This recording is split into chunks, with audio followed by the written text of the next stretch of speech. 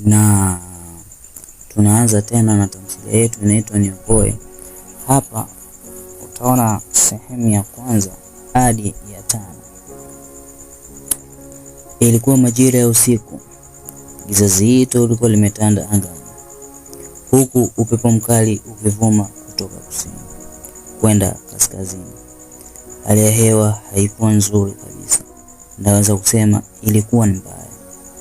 Anga nalo lilikuwa limetawaliwa na mawingu mazito, ilionyesha wazi kwamba muda si mrefu mvua ingeanza kunyesha. Watu wengi walikuwa manyumbani mwao wakihofia hali mbaya ya hewa iliyokuwa ikiendelea. Pembezoni mwa jiji la Tanga, karibu na Kichangani, kulikuwa na kijumba kimoja chakavu. Hapakuwa mbali kutokana na Kichangani mpaka Tanga mjini. Kwa shilingi 500 tu ungekuwa umefika ndani ya kijiji. Kwenye kijumba hicho kilichochakaa alikuwa na binti mmoja ambaye alionekana bado msichana. Alikuwa na umri wa miaka 18. Alikuwa amelala kwenye kijumba kile kibovu akijikunyata. Wakati huo alikuwa na hofu kubwa sana iliyotanda moyoni mwake, kwani aliamini kwamba upepo kizidi huenda pale ingeanguka. Alikuwa anaomba sana, lakini kila alipozidi kuomba ndivyo upepo ulipozidi kuongezeka. Ghafla dalili za mvua nazo zikaanza kunyesha. Manyunyu ya mvua yalianza kudondoka. Hapo usingizi ulikuwa mbali naye, ilibidi aamke. Aliamka na kubaki akimwomba Mungu. Akiwa kwenye hali ile ya kuomba, alishtuka. Paa la nyumba lilikuwepo lilianguka. Mungu wangu, mimi nitaenda wapi siku huu? Hapo ndipo mvua nayo ilianza kunyesha. Binti alibaki akijikunyata. Ilibidi atulie huku mvua ikinyesha. Ndani ya jiji la Dar es Salaam, kwenye jumba moja la kifahari, Mzee Muhammad alikuwa na vijana wake wawili. Mkubwa alikuwa anaitwa Omar na mdogo wake alikuwa anaitwa Amar. Omar alikuwa mtu wa peke yake, hakuwa mtu wa kujichanganya na watu, tofauti na mdogo wake Amar. Yeye alikuwa na marafiki wengi sana. Amar alikuwa ameoa na alikuwa na mtoto mmoja, ni tofauti na kaka yake. Mpaka anafika miaka 30, Omar alikuwa bado hajaoa. Alikuwa anaambiwa aoe, lakini ilikuwa ni ngumu sana kumshawishi. Kila muda ulikuwa wimbo ni ule ule. Katika harakati zake za maisha, kuna mwanamke alimwambia wakutane kwenye mkoa wa Tanga, kwa kuwa naye alikuwa anataka kuoa. Aliona ni vizuri kwenda kuonana naye. Safari yake ilishia kwenye stendi ya Kichangani. Hatua chache kabla hujafika kwenye stendi ya mkoa wa Tanga, lengo lake lilikuwa ni kwenda kukutana na huyo mwanamke anaitwa Zaituni. Alifika majira saa 12 jioni. Alimpigia simu mwenyeji wake akampata. Alikuja kukutana naye. Omar alifurahi sana kukutana na Zaituni na alijua huyu ndiye mwanamke wa maisha yake. Zaituni aliondoka naye kwa kuwa yeye ndio mwenyeji. Walienda mpaka kwenye nyumba ya Zaituni. Zaituni alikaribisha nyumbani kwake, alimpa maji ya kuoga. Omar alijiachia na kujiona kwamba amepata mwanamke anayeweza kumpa furaha yake. Alienda kuoga. Wakati anaoga, hali ya hewa ndio ilianza kubadilika. Upepo ulianza kuvuma kwa mgurumo, huku anga likiwa limetanda. Alitabasamu na kujisemea moyoni, huenda hii mvua ikawa ni ishara kwangu kwamba nakwenda kufanikiwa. Alikuwa hana shaka hata chembe. Alirudi sebuleni akamkuta Zaituni akiwa ndio anapika. Kwa kuwa Omar alikuwa ni mgeni, aliona ni vema kuongea na mpenzi wake huyu. Waliendelea kupiga story. Ghafla mlango uligongwa. Ulipogongwa, Zaituni aliweka alama ya mshangao. Akamwambia Omar, huyo ni mume wangu, kimbia. Mume wako? Ndiyo, nakuomba kimbia kabla hajakuua. Mungu wangu, wewe ulisema hauna mume? Wewe utakufa. Wewe kimbia. Hapo ndipo imani yake juu ya wanawake ilipoendelea kutoweka kabisa. Mwanzo aliamini wanawake sio watu wazuri, lakini baada ya kukutana na Zaituni aliamini na kuifuta dhana hiyo. Hapo alitafuta njia kukimbilia, lakini kwa bahati mbaya watu walimuona wakaanza kumkimbiza. Mvua na upepo mkali havikuwa tatizo kwake. Yeye alikuwa kwenye harakati za kutetea uhai wake. Hakukumbuka chochote kile alichokuja nacho. Alichokumbuka yeye ni kutetea uhai wake. Alikuwa akikimbia mpaka pembezoni mwa mji aingie kwenye kijumba kibovu. Hapo ndipo alitazamana na mtu ambaye kwa mara kwanza kila mmoja alikuwa anamwogopa mwenzake. Japo kulikuwa na giza, ilionekana kwamba alikuwa ni mwanamke. Ukinisogelea na kufa na wewe. Kwani wewe ni nani? Aliongea yule binti huku akiwa anatetemeka. Hivyo mpenzi msikilizaji, usikose sehemu ya pili. Na tunaendeleza mwendelezo wetu wa pili na simulizi yetu inayoenda kwa jina la Niokoe. Dada, samahani sana. Naomba unisaidie. Hawa wanataka kuniua. Naomba unisaidie. Nipo tayari kukupa chochote kile, lakini naomba uniokoe. Yule mwanamke alimwambia, wanataka kuniua kwa sababu gani? Nitakusimulia dada. Najua hakuna mtu anayenijua kwenye mji huu. Naomba msaada wako. Akiwa anaongea hayo, ghafla mlango uligongwa huku matusi ya nguoni yakiwa yanateremshwa. Yule binti alitoka na kwenda nje kuwasikiliza. Wewe mbwa, niambie, kuna mwizi amekimbilia huku? Umemwona? Hapana. Jamaa mmoja alimsukuma na kuingia ndani. Akamkuta Omar akiwa amekaa amejikunyata. Huyo nani wewe? Huyo ni nani wewe mwanamke? Huyo ni mpenzi wangu na hakuna mtu ambaye atamgusa. Ndiye mpenzi wangu huyo. Watu wale walitazamana kisha wakasema, mwacheni huyu mbwa na umalaya wake, maana amezoea. Waliondoka na kumwacha Omar. Wakiwa wapo pale, walitulia huku mvua ikiwa inanyesha. Omar alikuwa anatetemeka kupita kiasi. Majira saa 9 usiku mvua ilikata. Baada ya mvua kukata, lakini Omar aliendelea kutetemeka. Lakini tatizo ni nini mpaka wanakukimbiza? Omar alianza kumsimulia mwanzo mpaka ilipoishia. Alikuwa anaongea huku akiwa anatetemeka sana. Yule msichana alimwangalia Omar kwa jicho la huruma sana. Akamwambia, pole sana. Alimfuta na kumkumbatia ili kumpa joto la mwili wake. Hali ile ilimpa joto Omar. Kidogo alipunguza kutetemeka. Walikuwa kwenye kumbatio lile huku wakiwa wanaongea mambo mawili matatu. Samahani sana. Mimi umenijua, lakini wewe sijakujua. Japo najua sio muhimu sana. Ni kweli. Lakini ni rahisi kumsaidia kila mtu. Lakini sihitaji kila mtu anijue vizuri. Mimi jina langu naitwa Aisha. Ni mtoto wa mzee Bashiri. Baba yangu alijaliwa na Mwenyezi Mungu kipato na alikuwa anawapa kipaumbele ndugu zake. Aliwajalia na kuwapa kile walichokitaka. Maisha kwetu yalikuwa yenye tumaini. Na kumbuka wakati huo shangazi na baba zangu wadogo walikuwa hawaachi kuja nyumbani. Aliongea kisha alisita kidogo. Kisha aliendelea. Nilijiona mwenye bahati sana kwenye ulimwengu huu kuwa na ndugu mwenye upendo kiasi kile. Niliupata upendo wa shangazi, baba wakubwa pamoja na baba wadogo. Maisha yalikuwa mazuri, tena mazuri sana. Siku moja mimi nikiwa kwenye maandalizi ya kwenda kwenye mtihani wangu wa darasa la 7, baba na mama walipata safari ya kwenda Moshi. Haikuwa ajabu, kwani mara nyingi tukiwa tunasafiri huwa tunaongozana wote. Lakini kwa ajili ya mtihani mimi sikuenda. Baba na mama waliondoka na ndugu zangu wawili. Ni ndani ya masaa mawili tu nilianza kuona heka nyumbani. Yaani watu walikuwa wanaingia pamoja na kutoka. Baba wadogo, shangazi pamoja na majirani waliona wakiwa wamezunguka nyumba yetu. Nikawa najiuliza, kuna jambo gani lilotokea? Niliona watu wengi wakiwa wanatoa vitu. Ghafla alikuja bibi akiwa analia kupita kiasi. Oh jamani, oh mwanangu, oh umeniacha wakati mimi nateseka, wewe umeenda Kiukweli bibi nilimuona akiwa analia. Bibi alikuja huko akiwa analia.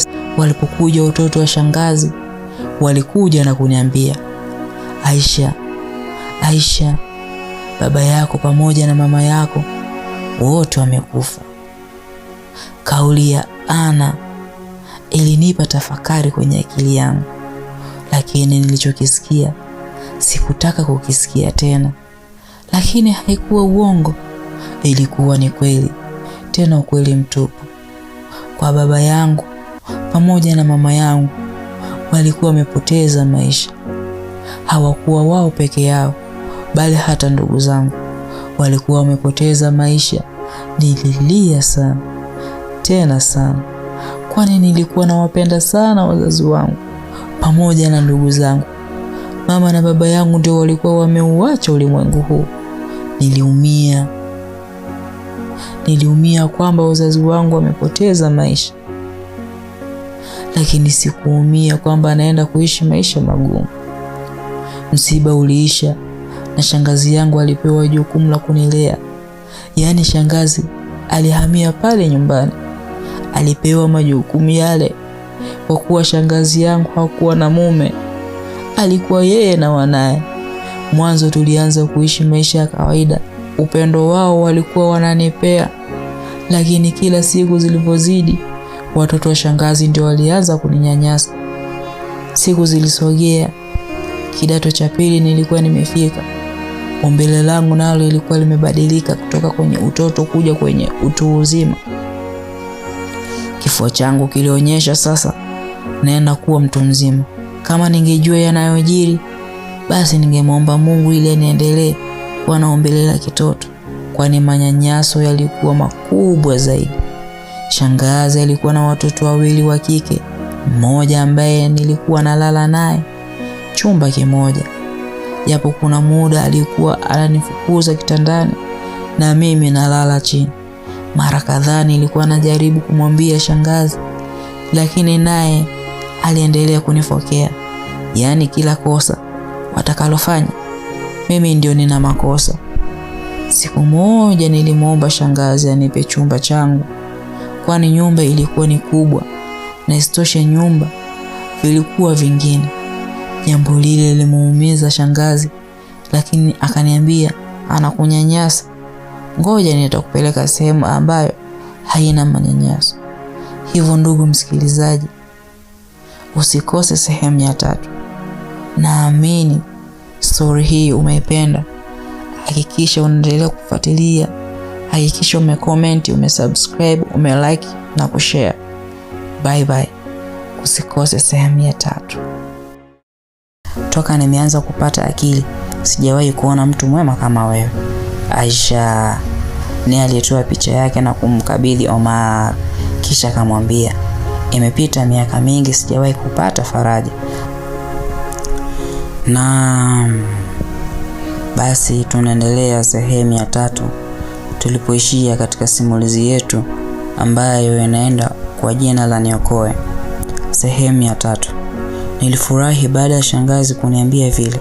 Majira ya usiku shangazi aliniambia njoo nikuonyeshe chumba ambacho utalala bila manyanyaso. Shangazi alitangulia, mimi nilikuwa nyuma yake. Tulifika mpaka kwenye chumba cha mwisho kabisa, akaniambia unaweza kuingia kwenye chumba hiki. Niliingia bila wasiwasi. Ile naingia shangazi alifunga mlango kwa nje. Sasa nainua macho yangu kitandani na kutana na mtoto shangazi akiwa ananiangalia. Abasi, wewe kilichokuleta ni nini kwenye chumba changu wewe mwanamke? Baada ya hapo nilipitia manyanyaso makubwa ya kisaikolojia na kunyanyapaliwa. Niliishi kwa hofu kubwa. Siku hiyo nilipoteza fahamu kwa hofu. Nilikuja kushtuka, ulikuwa ni usiku mwingine. Nilijikuta niko kwenye hili jengo shangazi yangu alinifukuza, kwenye nyumba ya baba yangu. Niliishi maisha magumu sana. Shule kwangu ilikuwa ni ngumu, kwa hiyo niliacha shule. Nilikuwa nimepoteza dira. Kuanzia hapo nilikuwa naishi kama nisio na kwao. Ni miaka 4 toka niondoke kwa shangazi, lakini hakuna aliyewahi kuja kunitafuta. Akili yangu inaniambia ya kwamba nikienda kule huenda nikakutana na makubwa zaidi. Yalikuwa ni maongezi marefu sana. Maongezi yale yalimfanya Omar ashindwe kuvumilia. Sijui ya mbele. Nashukuru sana kwa msaada ulionionyesha, wewe ni zaidi ya mwanamke. sijawahi kuwa na mtu mwema, lakini kuna jambo umenifunza. Nitaondoka, lakini mimi kama nikiondoka, lakini mimi kuahidi kwamba ipo siku nitarudi. Nitarudi nije nikuondoe kwenye mazingira kama haya.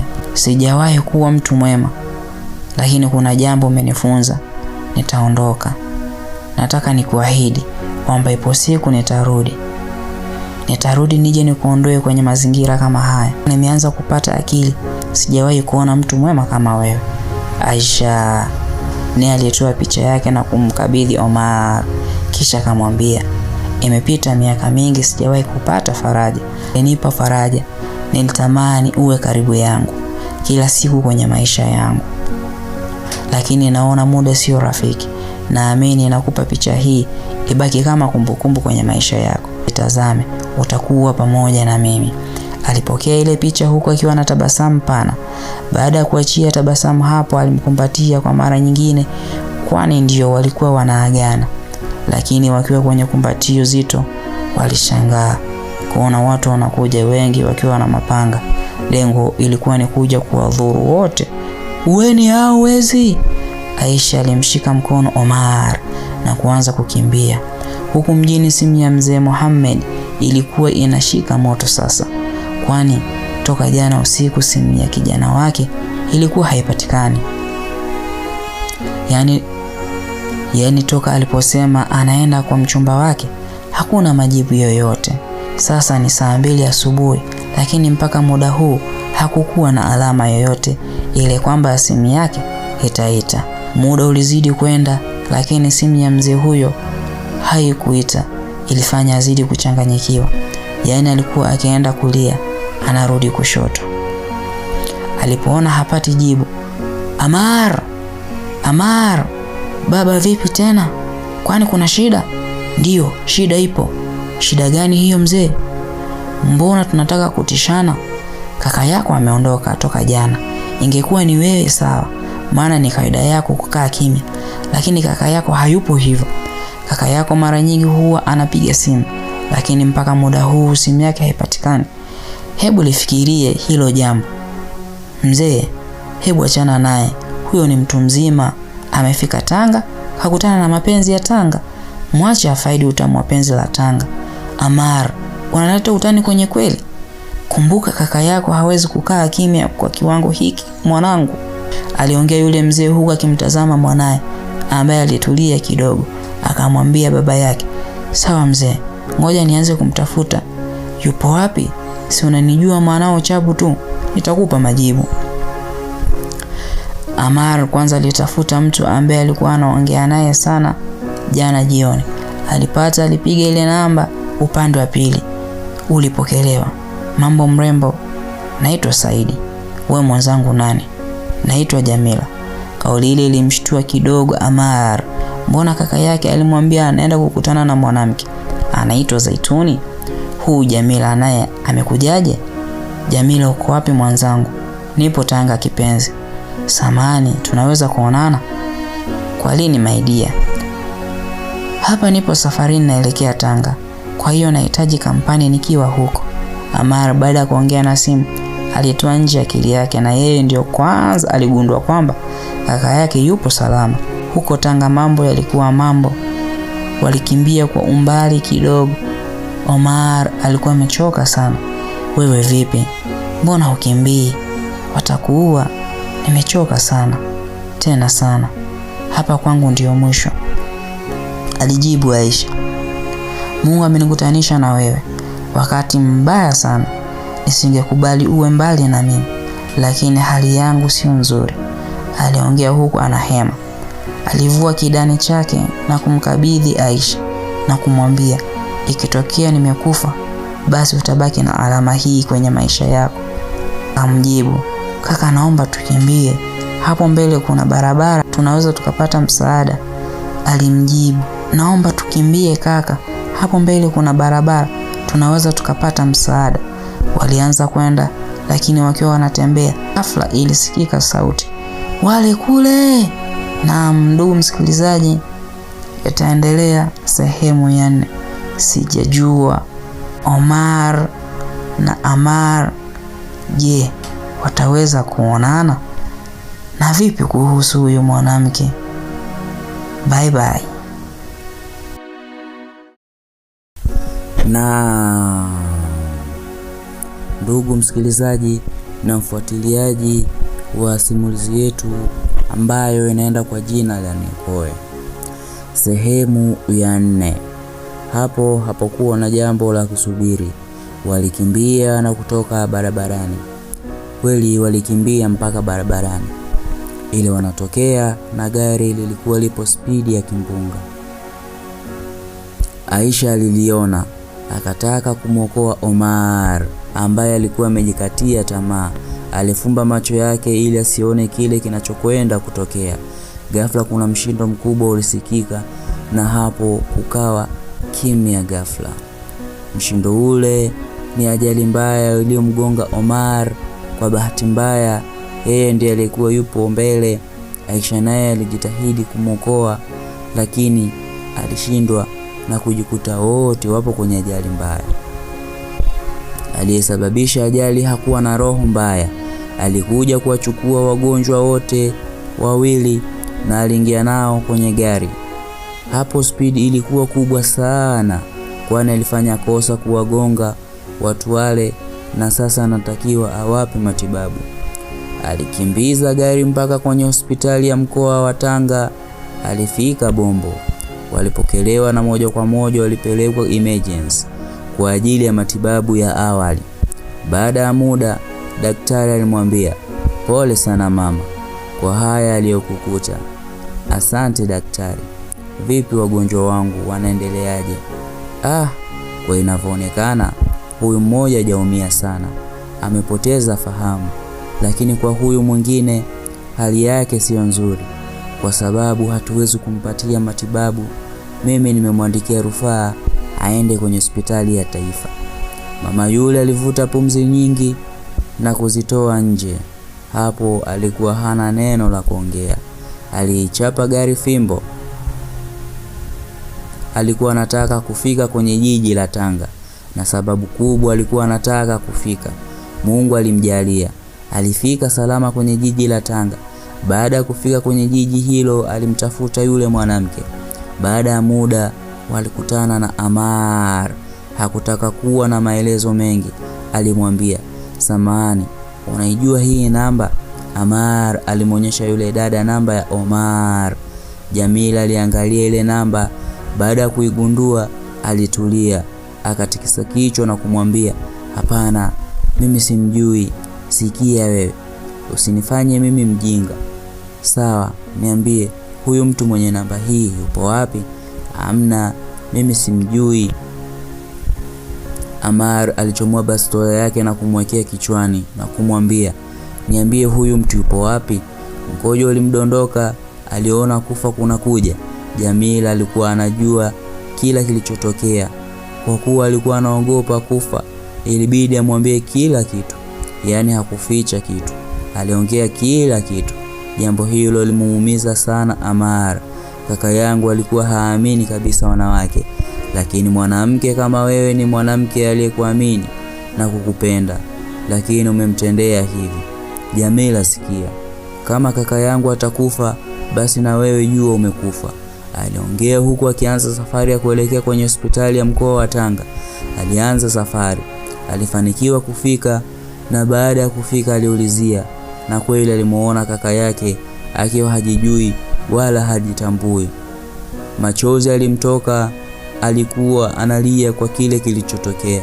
Amar, baada ya kuambiwa kwamba kaka yake anatakiwa kwenda kutibiwa Muhimbili, alifanya jambo la haraka. Baada ya muda, safari ya kuelekea Muhimbili ilianza. Alifika Muhimbili, alipokelewa, na hapo alianza kupatiwa matibabu. Huku Bombo, Aisha ndiye alikuwa anarudisha fahamu zake. Alifumbua macho yake, aliangalia kulia na kushoto, lakini hakuona mtu.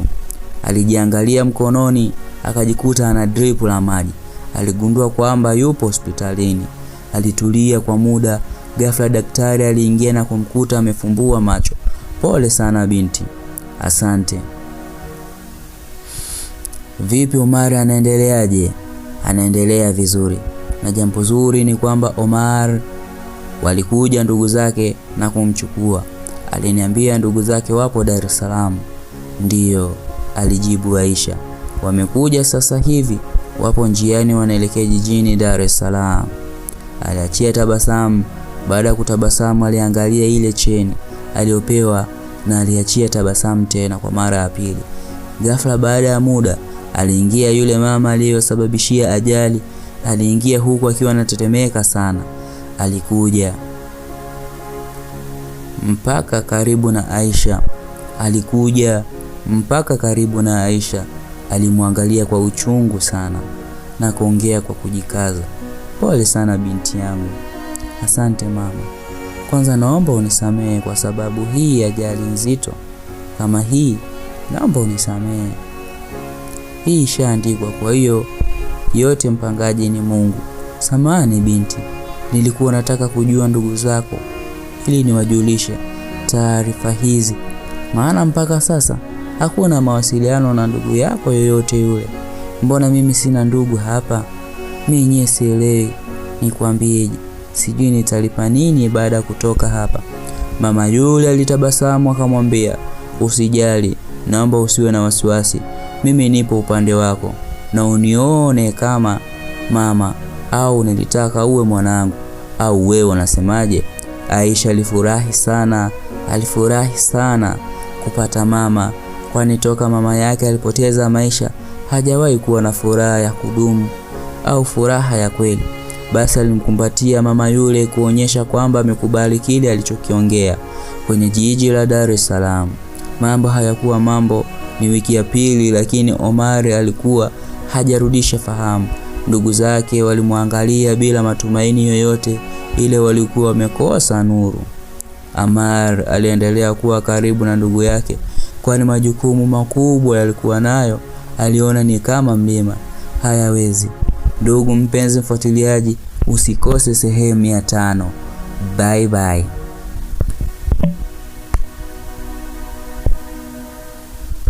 Naam, tunaendelea sehemu yetu ya 5.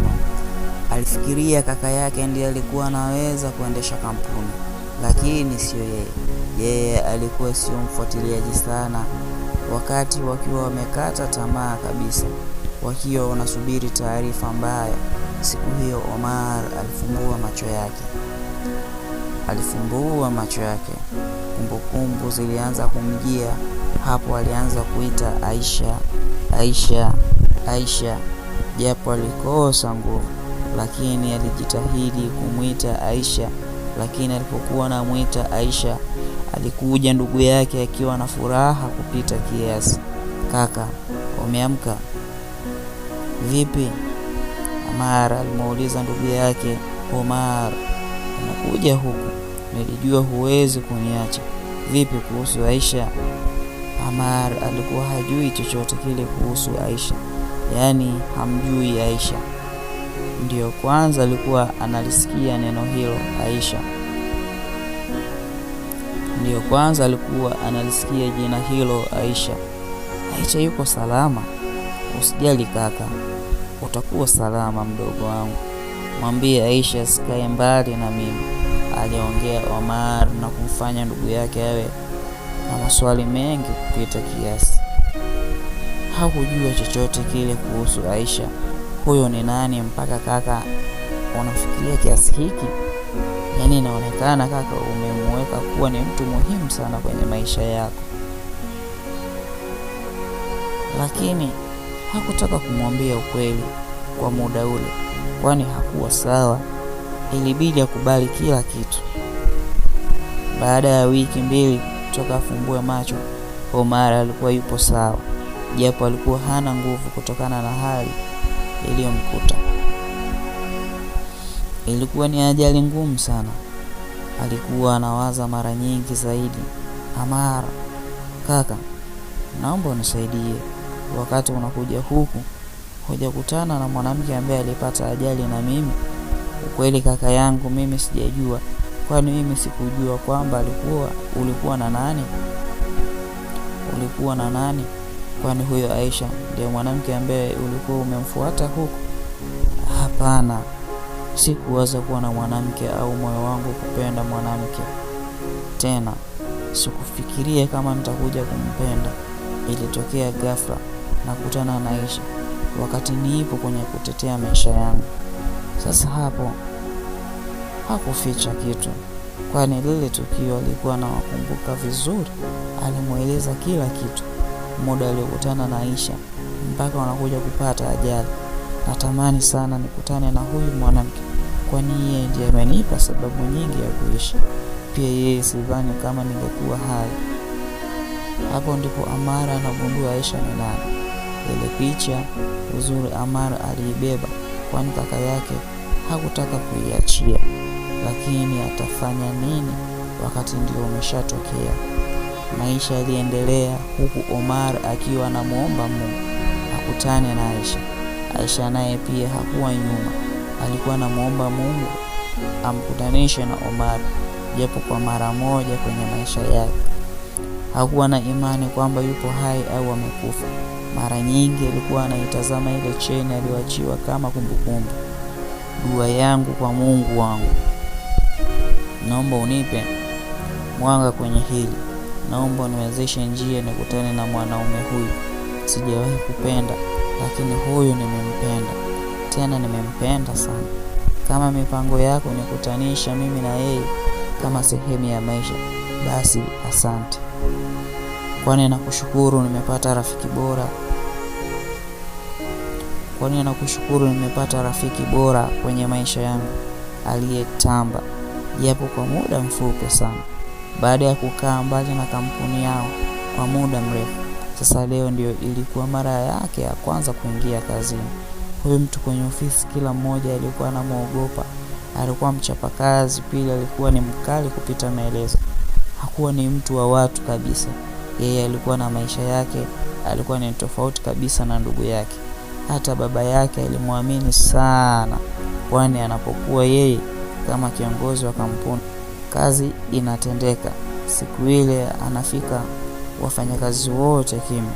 Kwanza kuna wengine walikuwa wanamuombea mabaya zaidi, ikiwezekana hata poteze maisha.